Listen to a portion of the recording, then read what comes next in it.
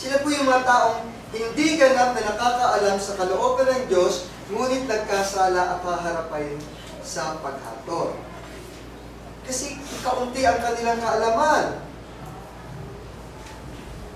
Ang paliwanag po nung kausap namin preacher noon, yun daw kung ganun mga tao na hindi nakapakinig ay may magaang ang parusa. Siguro, syempre naman po, wala silang alam. Alam lang nila buwan, ulo. Sa kanilang isip, yun ang Diyos. Lalo na po yung ating mga naunang nabuhay ng mga unang panahon. Paano silang huhusgahan? Kasing bigat ba ng parusa natin na tayo nakapag-aaral pero hindi natin sinusunod yung utos ng Diyos? Yun ang mabigat ang parusa. Kaya mas mabuti na sila na walang naging masyadong alam ay magkakaroon ng magaang na parusa. Yun ang paliwanag po sa akin.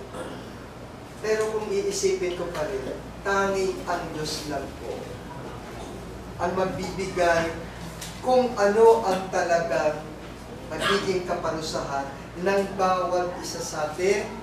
Depende sa bigat po ng ginawa natin sa mundong ito. Ang masakit po, kapag alam mo na kung saan, alam mo na mali, alam mo ang turo, pero tinututulan mo, yun ang masakit ang kaparusahan. Naniniwala po ba kayo ito?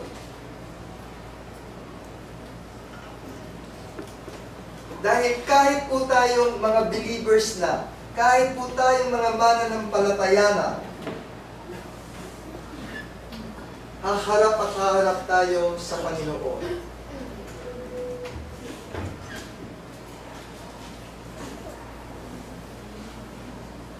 So ano po dapat natin gawin sa mga susunod na panahon? Kailangan na natin lalong ihanda ang ating mga sarili dahil binigay na po sa atin yung gift of salvation. Ito po yung madalas na ginagamit ng ilang mga organisasyon. Mananampalataya ka lamang, ligtas ka lang. Napakabigat po ng loob kong tanggapin na sa pamamagitan ng ganito ay masasabi kong ligtas na ako. Yan po yung katuruan, lalo na sa ngayon, na kung saan ay humaakit ng maraming mga miyembro na hindi nila alam kung ano yung tunay na essence ng salitang ito. Yung pong binigay sa ating faith, regalo yan ng ating Panginoon. Digyan ko lang po kayo ng kaunting paliwanag. Okay.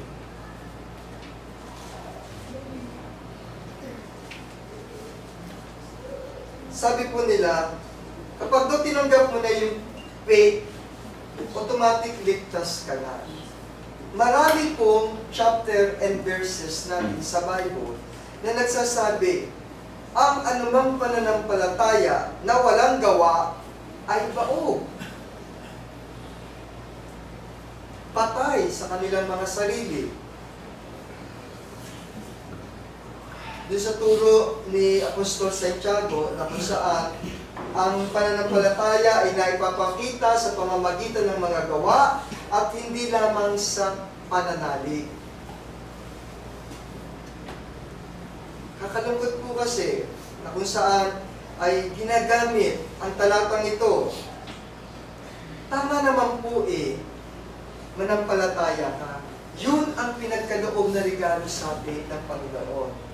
Binigyan niya tayo ng pananampalataya, opening. Pero hindi ito assurance na ang bawat isa sa atin ay siguradong ligtas. Opportunity ang binigay sa atin ng Panginoon. Hindi ito binibigay basta-basta sa mga na kung saan na kahit sino binigyan kita, o sige, tinanggap mo si Kristo. Tinanggap mo ang ating Panginoon.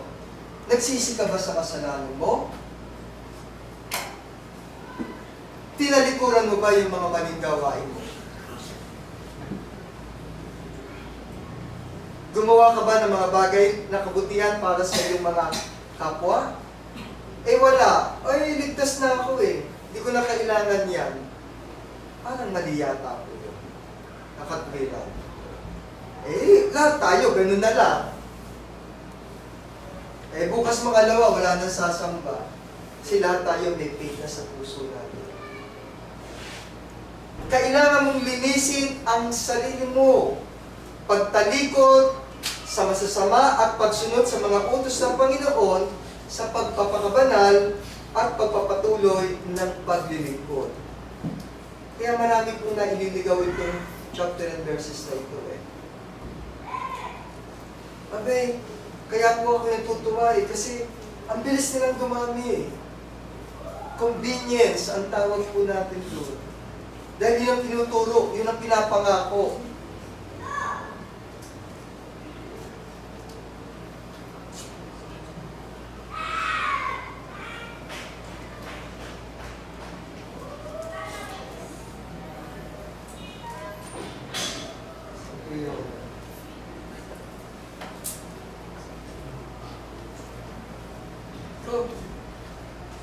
So, simulan natin po. Ihanda natin ang ating sarili kung saan sa ating mga pananampalataya, kailangan din po natin gumawa. Kailangan din natin isaalang-alang yung mga bagay na labag sa tulong ng Panginoon, mga bagay na kung saan ay kalugod-lugod sa Kanya. So, anong dapat natin gawin? Believe, repent, and be baptized. Eh, ligtas na ako. I got my faith already. What about the baptism doctrine? The teaching of baptism. Dapat po yan. Inuutos po yan. Kaligtasan ng mga banal. Utusado na kayo, anak. Meron na kayong pagsunod.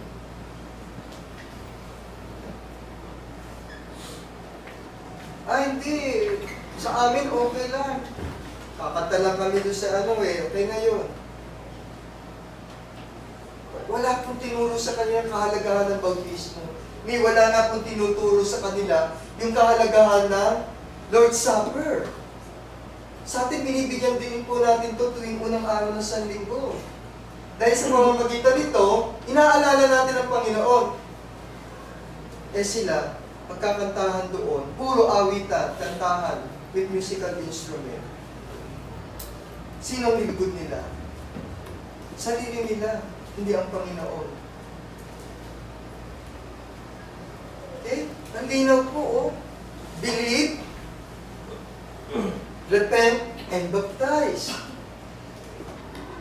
Dahil sa pamamagitan po ng pagbabautismo, ay nakapagsisis tayo na ililibing natin ang ating mga kasalanan.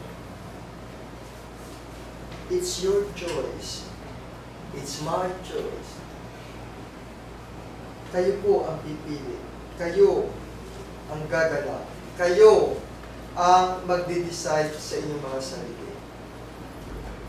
2 Pedro 3:9. Ang Panginoon ay hindi mabagal tungkol sa kanyang pangako, gaya ng inaakala ng iba na kabagalan, kundi mapagpasensya sa inyo, na hindi niya ibig na sino man ay mapahama, kundi ang lahat ay dumating sa pagsisisi.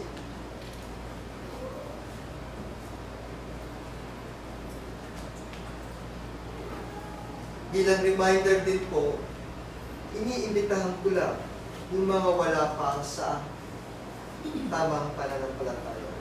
Maaaring nakikinig tayo rito, pero hindi naman natin hinahanda ang ating sarili. Ayoko pa magpabautismo.